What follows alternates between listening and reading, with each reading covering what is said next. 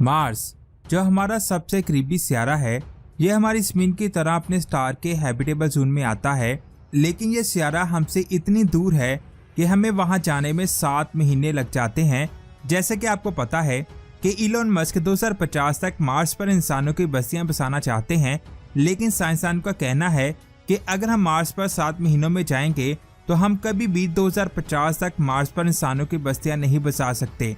अगर हमें वहां पर इंसानों की बस्तियां बसानी है तो हमें एक ऐसी टेक्नोलॉजी की जरूरत होगी जो जल्द से जल्द वहां इंसानों को लेकर जा सके, और ऐसी ही एक टेक्नोलॉजी को एक यूनिवर्सिटी ने बनाने का दावा किया है, जिसके जरिए सिर्फ और सिर्फ 45 दिनों में इंसानों को मार्स पर लेकर जाया जाएगा।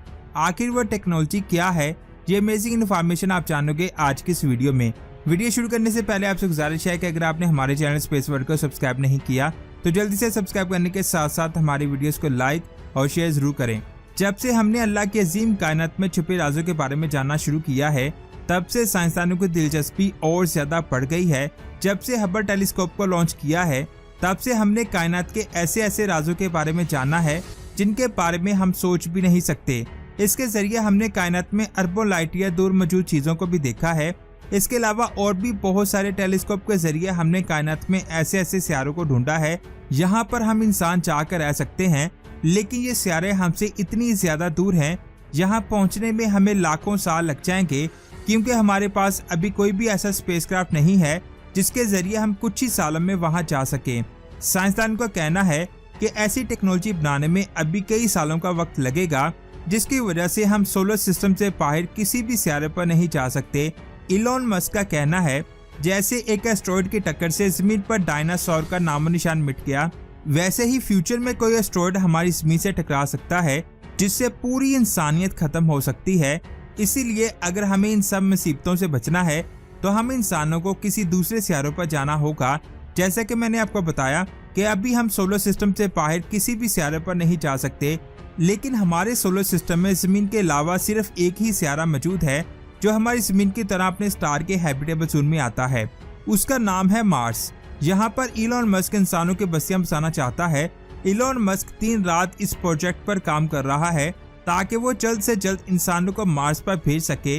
इसका टारगेट है कि वो 2050 तक मार्स पर इंसानों की कॉलोनियां बसाएगा, यानी 2050 तक मार्स पर पूरा एक शहर होगा। यहाँ पर हम इंसान जाकर रह सकते हैं और वहाँ जाकर हम मुख्तलिफ एक्सपेरिमेंट्स करेंगे और ये भी जानेंगे कि क्या मार्स पर कभी लाइफ मौजूद थी, अगर थी तो वो किस फॉर्म में थी।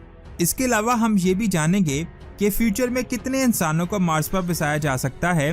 कई साइंसदानों का कहना है कि इलोन मस्क 1-2 बार तो इंसानों को मार्स पर ले जाकर वापस ले आएगा, लेकिन मार्स पर इंसानों की बस्तियां बसाना बहुत ज्यादा मुश्किल है। ये बात आप जान लें कि एक स्पेसक्राफ्ट को मार्स पर भेजने में अरबों डॉलर लगते हैं, तो जरा सोचिए कि इंसानों को मार्स पर भेजने में कितना ज्यादा खर्चा आएगा। एक इंसान को ही मार्स पर भेजने में खरबों डॉलर का खर्चा आएगा, लेकिन इतने सारे इंसानों को भेजने और उनके सामान को भेजने में तो 100 से भी ज्यादा खर्चा आ सकता है। इतने सारे सामान और लोगों को मार्स पर भेजने के लिए कई स्पेसक्राफ्ट की जरूरत पड़ेगी।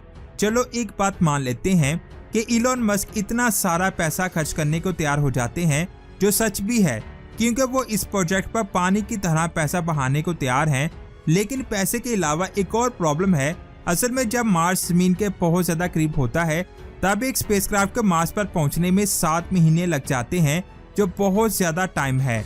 क्योंकि अगर वहां पहुंचने में इतना ज्यादा टाइम लगेगा तो वहां पर इंसानों की बस्तियां कैसे बनाई जाएंगी। साइंसदानों का कहना है कि अगर एक इंसान को मार्स पर पहुंचने में इतना टाइम लगेगा तो 2050 में इंसानों की बस्तियां बसाना बहुत ज्यादा मुश्किल हो जाएगा। इसलिए अगर इस मिशन को कामयाब बनाना है तो हमें एक ऐसी टेक्नोलॉजी की जरूरत है जिसे स्पेसक्राफ्ट मौजूदा स्पीड से कई गुना ज्यादा स्पीड से जा सके। जैसे कि आपको पता है इलोन मस्क एक विजनरी इंसान है, वो बहुत ज्यादा कोशिश कर रहे हैं ऐसी ही टेक्नोलॉजी बनाने की जिससे जल्द से जल्द मार्स पर जाया जा सके। लेकिन साइंसदानों का कहना है कि 2050 तक ऐसे स्पेसक्राफ्ट को बनाना बहुत ज्यादा मुश्किल है। लेकिन कई लोग तो ये भी मानते हैं कि इलोन मस्क जितने जिद्दी इंसान हैं, वो इससे भी ज्यादा एडवांस टेक्नोलॉजी बना लेंगे, लेकिन इनके पास इतना कम टाइम बचा है जिसकी वजह से उनके लिए ऐसी टेक्नोलॉजी बनाना बहुत ज्यादा मुश्किल है। लेकिन कनाडा की MC गिल्ड यूनिवर्सिटी ने एक ऐसी ही टेक्नोलॉजी बनाने का दावा किया है जिसके जरिए सिर्फ और सिर्फ 45 दिनों में ही मार्स पर जाया जा सकता है। यानी 7 से 9 महीनों का सफर सिर्फ और सिर्फ 45 दिनों में किया जा सकता है। उसी यूनिवर्सिटी के साइंसदानों का यह भी कहना है कि उस टेक्नोलॉजी को और ज्यादा डेवलप करके इतनी ज्यादा स्पीड हासिल की जा सकती है कि सोलर सिस्टम के बाकी सियारों और सोलर सिस्टम के बाहर मौजूद सियारों पर भी जाया जा सकता है। इस टेक्नोलॉजी में लेजर थर्मल सिस्टम का इस्तेमाल किया जाता है। जैसा कि आपको पता है, कार्स में पेट्रोल को ईंधन के तौर पर इस्तेमाल किया जाता है। इसी तरह रॉकेट्स को भी स्पेस में जाने के लिए ईंधन की जरूरत पड़ती है। नीचे कमेंट्स करके जरूर बताएं कि एक रॉकेट में किस ईंधन का इस्तेमाल किया जाता है। अगर आपको नहीं पता तो मैं आपको बता दूं, एक रॉकेट में हाइड्रोजन फ्यूल का इस्तेमाल किया जाता है। ये जितना ज्यादा चलता है, एक रॉकेट की स्पीड उतनी ज्यादा हो जाती है।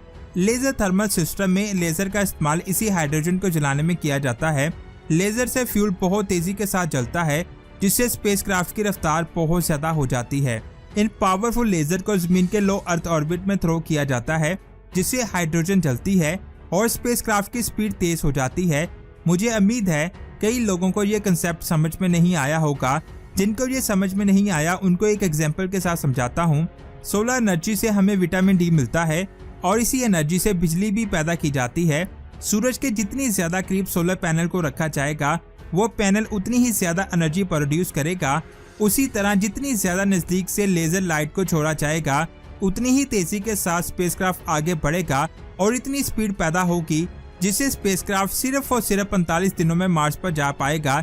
इसी यूनिवर्सिटी के साइंसदानों ने इस टेक्नोलॉजी को डेवलप करने का दावा किया है, लेकिन इसे अभी तक आजमाया नहीं किया। अगर सच में ये टेक्नोलॉजी आ जाती है तो ना सिर्फ मार्स पर इंसानों की बस्तियां बसाना आसान हो जाएगा, बल्कि सोलर सिस्टम में मौजूद बाकी सियारों के करीब जाकर उनकी स्टडी करना बहुत ज्यादा आसान हो जाएगा। अब ये देखना है कि कब तक ये टेक्नोलॉजी आती है। और ये बात आप जान लें कि नासा और चाइनीज स्पेस एजेंसी 2030 तक मार्स पर इंसानों को भेजने की तैयारी कर रहे हैं। अगर ये टेक्नोलॉजी 2025 या 26 तक रेडी हो जाती है तो इन मिशन को करने में भी बहुत ज्यादा आसानी होगी। इस टेक्नोलॉजी के जरिए हम सोलर सिस्टम से बाहर मौजूद सियारे को अच्छी तरह से स्टडी करने और इन पर कुछ ही टाइम में जा सकते हैं। ये तो बस अभी आगाज है। फ्यूचर में इससे भी बहुत ज्यादा एडवांस टेक्नोलॉजी डेवलप हो जाएगी, जिससे हम कायनात में छुपे राज़ों को और अच्छी तरह से जान पाएंगे। आपको क्या लगता है, नीचे कमेंट्स करके जरूर बताएं। तो दोस्तों, आज की ये अमेजिंग वीडियो आपको कैसी लगी, नीचे कमेंट्स करके जरूर बताएं। वीडियो अच्छी लगी तो लाइक करने के साथ साथ इसे आगे भी शेयर करें और स्पेस की ऐसी ही अमेजिंग वीडियोस को देखने के लिए हमारे चैनल स्पेस वर्ल्ड को सब्सक्राइब करके बेल आइकन को प्रेस करें। अपना बहुत सारा ख्याल रखें। अल्लाह हाफिज।